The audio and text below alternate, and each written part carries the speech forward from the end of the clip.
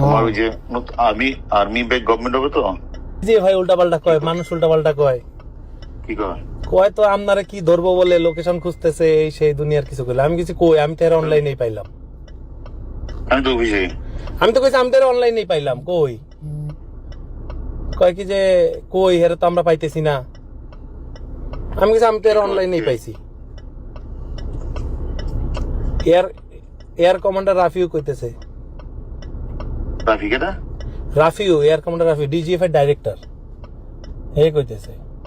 হে আমার phone this তো, phone দিয়ে কইলো যে কই এর লোকেশনটা আমার একটু বার করে দাও। তো আমি কিছু আমি লোকেশন কেমনে দিব? আমি তো নিজেই দুবাই।